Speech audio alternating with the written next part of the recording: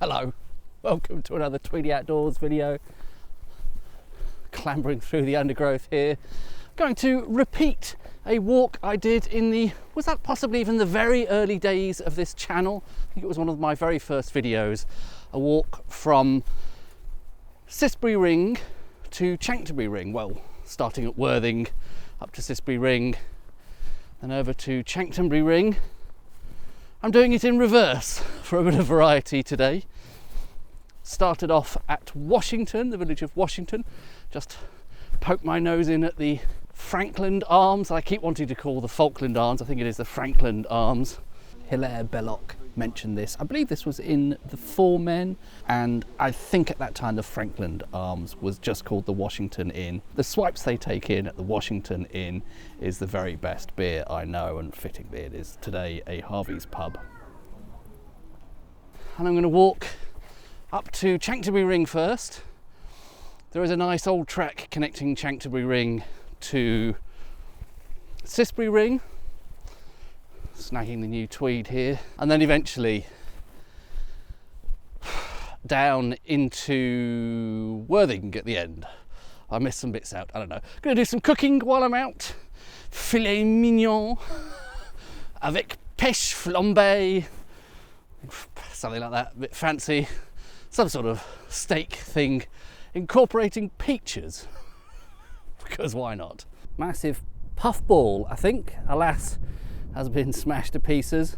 More intact specimen there. Somehow not that appealing picking them when they're sitting in amongst all the manure and they've got flies on them and so on. Afternoon, ladies and gentlemen.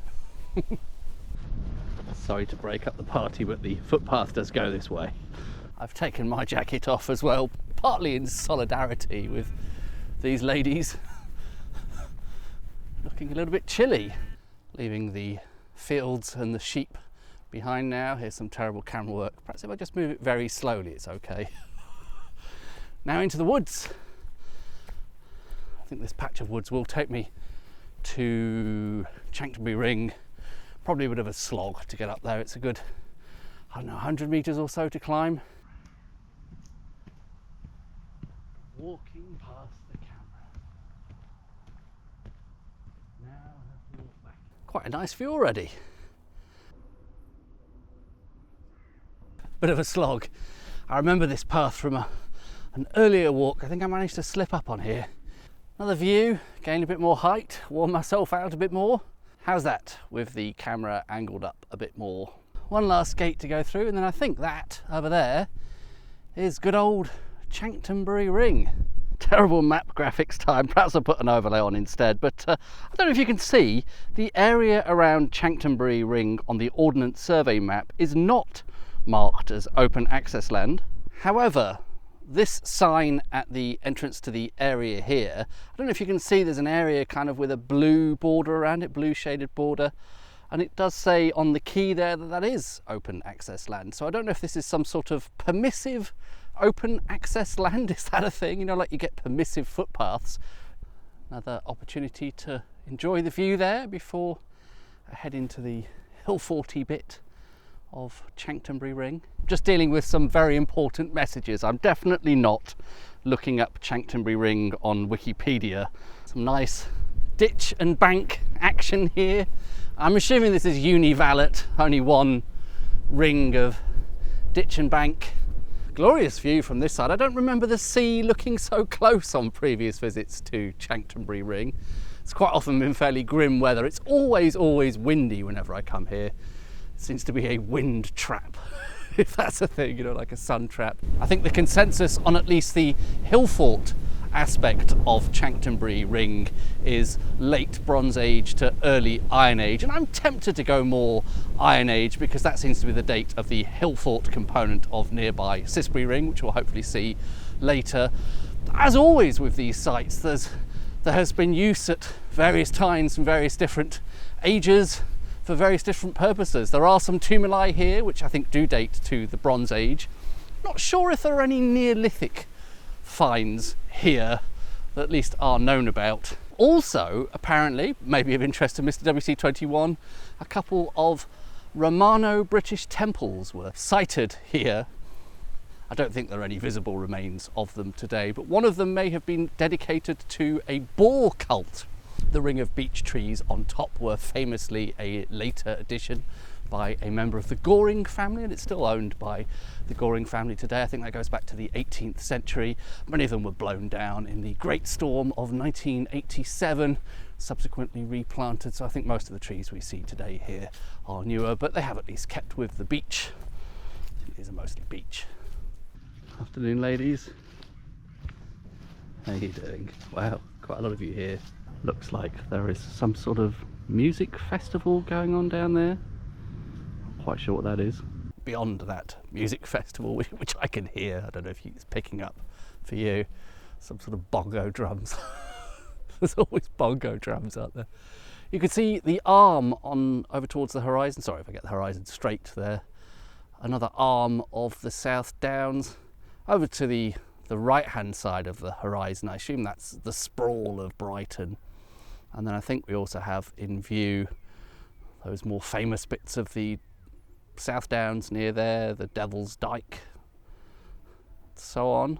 Really get a sense for how windswept it is in this spot. The shape of the trees here, I don't know if they're perhaps partly sculpted by man as well, I'm not sure. Certainly the placement of them is man-made, man-chosen, but sort of arc where the wind has buffeted them into this shape. Yeah, I think it really does look best from this angle, with this sweeping field leading up to it. Sorry about the wind noise. Over there is Cissbury Ring, just before you get to the sea. Probably tiny on the GoPro, but I can see it pretty clearly from here. It's not a very long walk. It's what is it, 3-4 miles, something like that.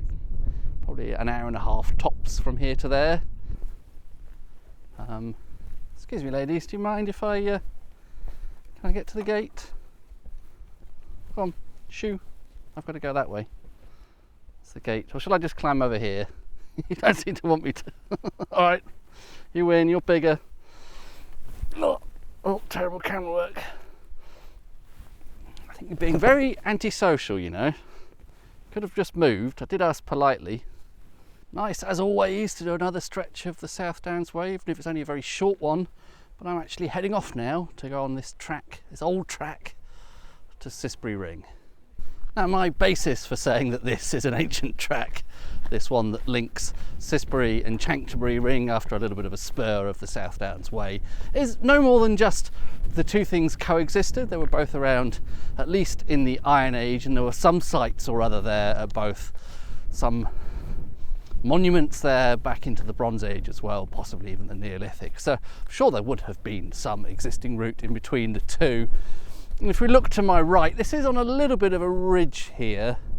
So if you went any other route between the two hills, the two Hillforts, you'd be kind of dipping down into the valley and back up again, whereas this sort of more or less remains on the high ground between the two. So there's nothing to distinguish itself in the way it looks today. It's just an ordinary track like any other, but I do get the sense it's probably been in use for potentially thousands of years. Perhaps in a way they even formed a part of one coherent compound almost. As I say, it's only 3 miles between the two along this ridge, and Cissbury Ring gives you a view down over the sea that allows you to monitor who might be coming in your direction from the sea, whereas Chanctonbury Ring gives this very commanding view over the plains to the north. So with those two vantage points, you can really keep an eye on what sort of trouble is coming your way.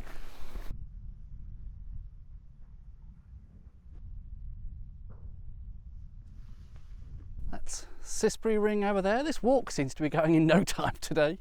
Hopefully you can just about see some sunflowers. I don't know if they're perhaps coming towards the end of the season now. Trying to get an allotment fox style shot of a flower blowing in the wind, but it's too windy.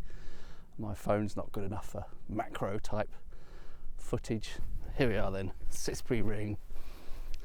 Probably the last climb of the day. It's not too far to get up to the top from here. It is a bit steep, but I'm going to go around the side and cover it from this way. There are almost certainly Neolithic origins here. Clear remains of a Neolithic flint mine, possibly more than one, atop the hill, including even one excavation found the human remains of, I think, a young woman from 3700 BC, dating this well into the Neolithic period. And then there are Bronze Age burial mounds. The main Hillfort component here, I think fairly certain that that is Iron Age, just pre-Roman. Some use during the Romano-British period and continued use into the Dark Ages, early medieval period. I doubt anyone cares of this channel, it's hardly filled with historical rigour, is it? Only part of the way up Cissbury Ring and already a nice view back across the fields, and that ridge you can just about see of the track that I walked along, and on the horizon there, Chanctonbury Ring. Okay, I have reached the outer defences. I hope you'll agree those are some relatively significant earthworks. A ditch, of course, on the outside, because this is a hill fort, not a henge, and an embankment on the inside. And even in this probably silted up state, the gap between the bottom of that ditch and the top of that embankment has got to be a good 6 metres, 7 metres, something like that. The bank would have been further topped with palisades at various times. I don't know how people feel about putting steps into these embankments. This is presumably not an original feature. There we go. Hope you can get a bit of a sense for the drama of this location. The sprawl of Worthing over there, as we pan round, the sprawl of Brighton over there, and right off in the distance you can see the Seven Sisters from this side of Cissbury Ring facing east. I'm going to have to get my phone out and zoom in to have any chance of seeing even a heavily pixelated version of that. I hope that gives you a sense for what a vantage point this is. And doing this walk today, I'm really convinced that for at least some of the history of these two sites, they must have been interlinked, they must have been used by the same people for some shared purpose. This gives that southern view, very extensive out over the English Channel, and Chanctonbury Ring over there, possibly more of a minor outpost. This feels like the more significant site of the two. Chanctonbury Ring gives that northern view out across the Weald, up as far as the North Downs presumably. Cissbury Ring here was excavated by our old friend, so posh he had a quadruple barrelled surname, Augustus Lane Fox Pitt Rivers. Of course he is famous for the Pitt Rivers Museum in Oxford. I think it was the 1870s he excavated here. Most of the finds that have come out of Cissbury over the years are flint axes from the Neolithic flint mine period, potsherds, also Neolithic.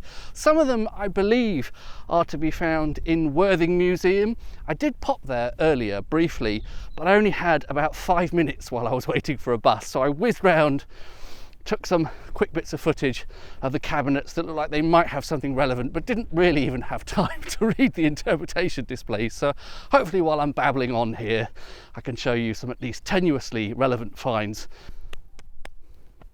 Is that enough history? If I can find a relatively quiet spot to set up my mobile kitchen. It's gone 5 now. It seems like a reasonable time to start cooking dinner and perhaps enjoy the sunset a bit later. It's been a very pleasant early evening atop Cissbury Ring. Shall I just leave that running so you can see the absolute final moment?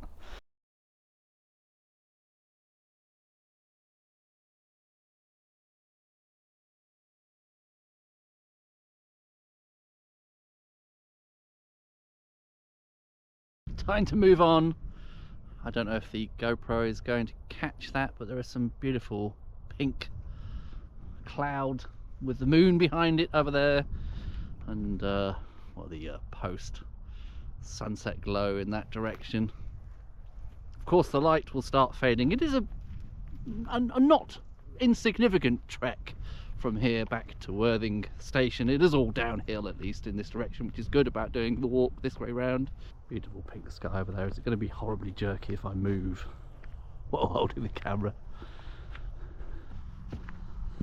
These are, I suppose, the southern ramparts, the embankment. Normally, if you're coming up from Worthing, then you would enter via this, probably enter via this entrance. Stand up on here and you get a, whether you want it or not, view of urban sprawl over there, which is a little bit disappointing, but there you are. Still some nice pink sky over there. For a moment there I could see the moon reflected in this horse trough, cattle trough, whatever it is. Sorry, probably horribly jerky camera work. As always, the GoPro gets really upset when the light level starts to fade, especially if I'm moving. That's a nice, I don't know if you can see over the hedge there. Nice twinkly lights of Worthing down there, and still a little bit of glow post sunset. And this pleasant hedge lined path. I think I'm onto the golf course now, or at least at the side of it. The tree cover has opened up a little bit for a short stretch of this track alongside the golf course. This is really classic Tweedy outdoors, isn't it? The stumble down a hill after a few glasses of Chevrolet Chambertin in the gloaming.